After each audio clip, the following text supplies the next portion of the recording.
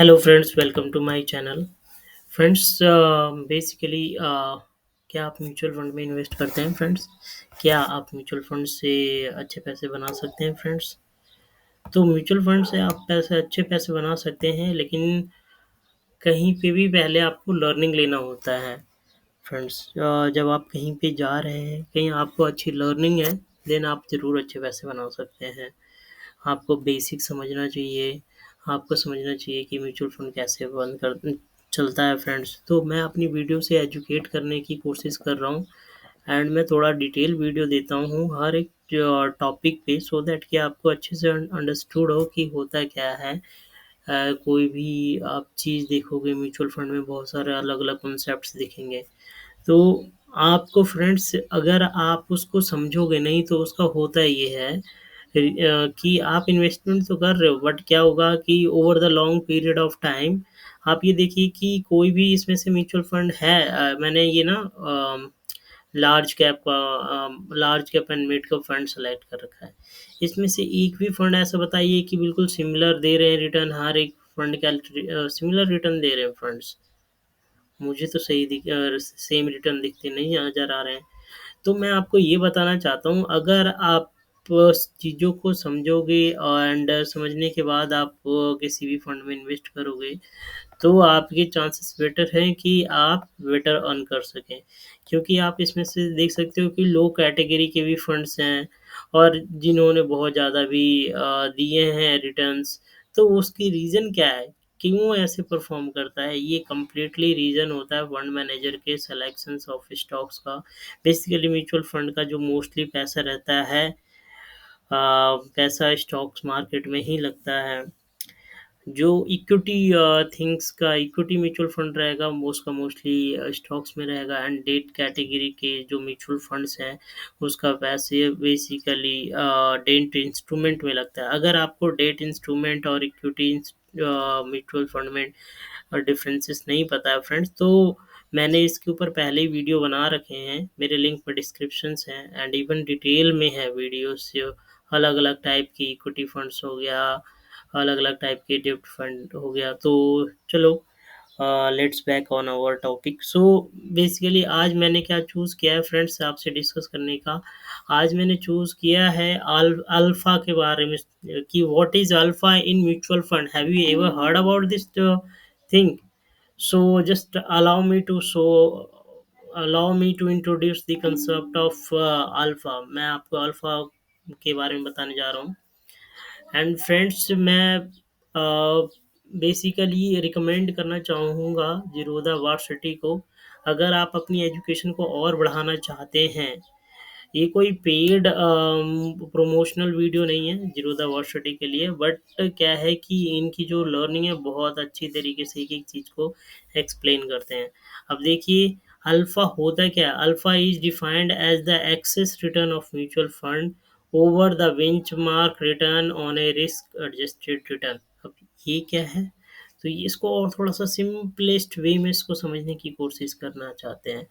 तो अल्फ़ा क्या है? अल्फ़ा ये हमें ये बताता है कि इस म्यूचुअल फंड ने बेटर रिटर्न दिए हैं, और रिस्क को मैनेज करते हुए। जो बेटर रिस्क मैनेज कर सकता है, वही बेटर आपको रिटर्न भी जनरेट कर सकता है। तो ये कौन बताता है? ये आपको अल्फ़ा बताता है फ्रेंड्स। तो risk adjusted basis means we need calculate the differences between mutual fund return and the risk free return. Calculate the difference between benchmark return and risk free return, multiply this by beta। Basically ये बोलना चाहते हैं कि पहले तो differences निकालो, mutual fund ने जितने रिटर्न दिए हैं एंड रिस्क फ्री रिटर्न कितने थे, उसको माइनस करो। देन आपकी एक ये कैलकुलेशन होगी, उसमें से फिर आप एक और कैलकुलेशन करो। Calculate the difference between benchmark, उसके बेंचमार्क ने कितना रिटर्न दिया, एंड रिस्क फ्री रिटर्न कितना था। चलो एग्जाम्पल में आते हैं फ्रेंड्स, ठीक है? इसका जो है फ़ॉर्मूला जो निकलता है, आपको ये फ़ॉर्मूला लर्न करने की कहीं भी कोई ज़रूरत नहीं है। लेकिन आपको ये समझना है कि अल्फ़ा काम कैसे करता है। मैं उसका सिंपल चीज़ भी मैं बताऊँगा, ज़्यादा चीज़ें देखने की अपने को ज़रूरत ही नहीं है। अपने को बस ये देखना है कि +1 है या -1 है, व्हाट इज़ दिस? और ज़्यादा कुछ देखने का ज़रूरत नहीं है फ्रेंड्स। बट आपको कॉन्सेप्ट क्लियर होने चाहिए कि अल्फ़ा कैसे काम करता है। इसके लिए मैं आपको ये थोड़ा-सा वीडियो पे एक्सप्लेन करने की कोशिश कर रहा हूँ। तो अल्फ़ा इक्वल टू क्या होता है? Mutual fund return minus risk free return. Risk free return का मतलब क्या? अगर आप यहाँ पे पैसे ना रखते, इसकी जगह अगर बैंक में रखते, तब भी आपको 4% तो मिलता ही बैंक से, या 3% जो भी हो करंट का रेट वो मिलता है आपको। तो जो रिस्क फ्री रिटर्न है, जितना मिलना ही तय था, उसको आप उसमें से माइनस कर दो, किसमें से? जितना कि म्यूचुअल फंड ने दिया है।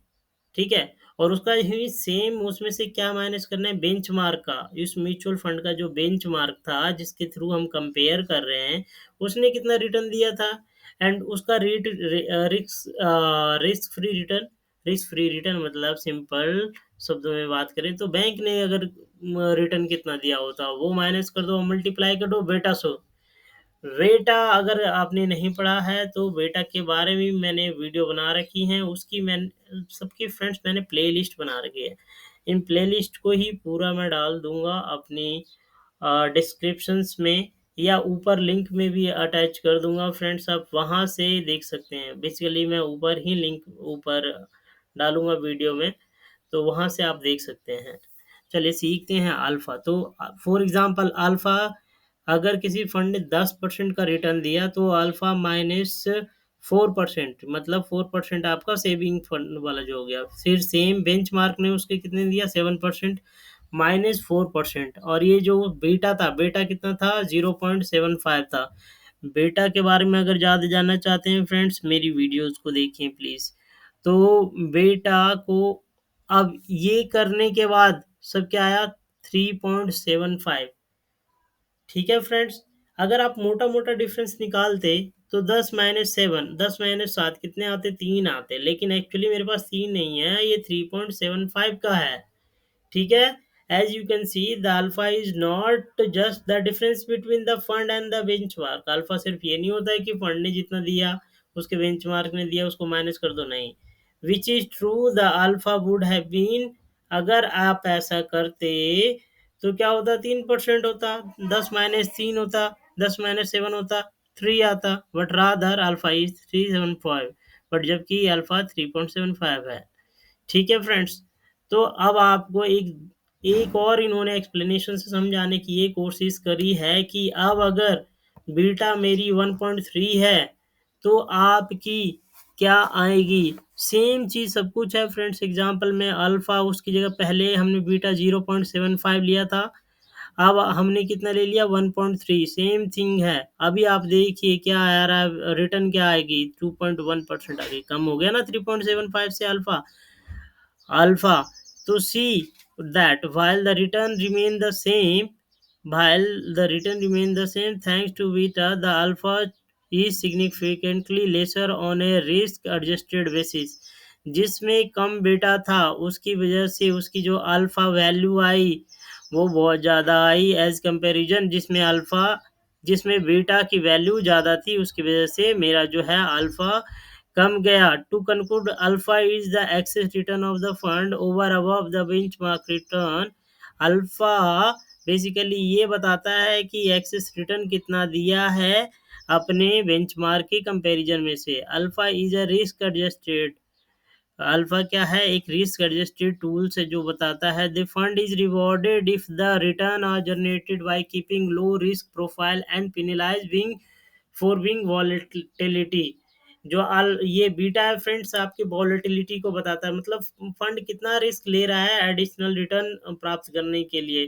तो इन शॉर्ट ये बनाना चाहते हैं, पहले तो आप बीटा को देखें कि बीटा अगर 1 से ज़्यादा है then it's not a good sign. But इसमें क्या होता है, फर्दर भी कॉन्सेप्ट्स हैं, वो भी आपको क्लैरिटी होना चाहिए, जभी आप एक अच्छा म्यूचुअल फंड सेलेक्ट कर सकते हैं। तो ठीक है, अगर जब भी आप रिस्क ज़्यादा लेने जाओगे तो आपको जो अल्फ़ा है आपकी कम हो जाती है। इन सिंपल मीन्स बात करें तो आपके जो रिटर्न है आप कम जनरेट करोगे। तो पहले आप कैलकुलेट कीजिए हमेशा कि आपका जो है बीटा कम होना चाहिए फ्रेंड्स, सो दैट कि उसका जो अल्फ़ा है, उसका रिटर्न है वो अच्छा है। अब चलो इसको थोड़ा-सा ग्राफ़िकली भी थोड़ा लर्न करने की कोशिश करते हैं और इसको देखते हैं ऑनलाइन वेबसाइट में जो पहले रिटर्न दे चुके हैं, क्या ये अल्फ़ा सही बता रहा है?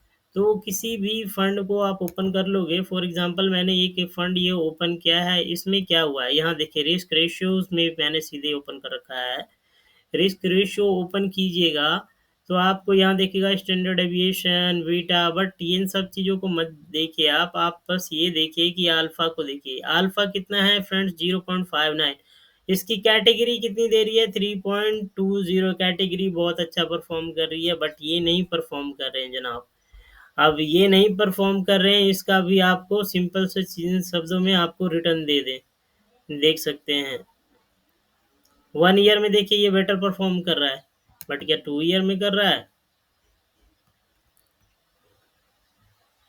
2 ईयर में भी कर रहा है, 5 ईयर में? ये लॉन्गर पीरियड ही आपको देखनी चाहिए। ये देखिए, ये स्कीम 10.77 दे रही है क्योंकि इन्होंने अभी कुछ करेक्शंस करे होंगे, स्टेप्स लिए होंगे, तो लेटेस्ट वाले में ये तो बेटर परफ़ॉर्म करता है, बट टोटल ओवरऑल आप जाओगे तो आपको क्या दिखेगा कि ये ओवर नहीं अच्छा नहीं परफ़ॉर्म कर रहा। निफ्टी 50 ने ज़्यादा रिटर्न दे दिए हैं। अगर आप तो हम क्यों जाएँ इस स्कीम के थ्रू? अगर मेरी पर्सनल ओपिनियन रहे, तो हम इस स्कीम में नहीं जाएँगे, हम किस में जाएँगे? हम डायरेक्ट निफ्टी 50 के में इन्वेस्टमेंट शुरू कर देंगे फ्रेंड्स। तो इसके लिए आपको जानना चाहिए कि अल्फ़ा का क्या रोल होता है। आपको सारे रेशियोज़ के बारे में क्लैरिटी होना चाहिए और अच्छी क्लैरिटी होनी चाहिए। आई डोंट थिंक कि कोई इतनी एक्सप्लेन करने के लिए कोशिश कर रहे होंगे टूल्स में, आप यूट्यूब पे सर्च करके देखना, बिकॉज़ क्योंकि मुझे ये कॉन्सेप्ट पूरा क्लियर करना है, ताकि कोई भी इस वीडियो को देखे तो उनको ऐसा ना लगे कि दोबारा उनके मन में सवाल आए कि what is beta, what is alpha, anything else. Okay, तो सारे वीडियोज़ में मैं अपने एक्सप्लेन करूँगा फ्रेंड्स। एंड चलिए अब दूसरा एक देख लेते हैं भैया कि एक और एग्ज़ाम्पल में देख लेते हैं। अब दूसरी मैंने स्कीम ओपन करी, इसमें भी 5 ईयर मैंने सेलेक्ट किया, तब ये 17.25 है, 14.3 है। पहले वाला मिड कैप का फंड था, अभी लार्ज कैप का फंड है फ्रेंड्स, ठीक है। मैं आपको हर चीज़ में ये सब जो है रेशियोज़ है बहुत इंपॉर्टेंट रोल प्ले करता है, बट वो रेशियोज़ आपको अंडरस्टैंडिंग होना चाहिए। अब ये देखिए ये फ्रेंड्स, ये अल्फ़ा इसकी बात कर रहा था, इसकी अल्फ़ा 2.68 है, वर्सेस कैटेगरी की कितनी है? एवरेज है 1.85। तो इसके कारण बेटर है ये friends as per previous return. तो अल्फ़ा बेसिकली आपको ये बताता है रिस्क फ्री रिटर्न कितना ले रहा है, वो कितना कम अपने रिस्क सही से अपने रिस्क को मैनेज कर रहा है। जो बेटर रिस्क मैनेज कर सकता है वो बेटर परफॉर्म करेगा, दैट इज़ फॉर श्योर। हमेशा ये लॉन्ग टर्म में देखा गया है। आई होप आपको मेरी वीडियो से ये क्लैरिटी मिल गया होगा कि क्या होता है अल्फ़ा, क्या होता है बीटा फ्रेंड्स। मैंने अपनी डिस्क्रिप्शंस में कुछ बुक्स के भी लिंक्स दे रखे हैं, they are very interested as plus as all, and they can give you much education in a shorter time than you have never imagined friends. Rich dad and poor dad books, उसके अलावा भी और सारी books की links हैं मेरे, आप description में चेक कर सकते हैं फ्रेंड्स। तो प्लीज़ आप उनको देखें एंड आप उसको पढ़ेंगे तो फिर आपकी लर्निंग बढ़ेगी फ्रेंड्स। तो thanks for coming at my channel, thanks for watching my video, please do not forget to like and subscribe my channel and do let me know if you have any kind of query. Thank you friends, bye, take care.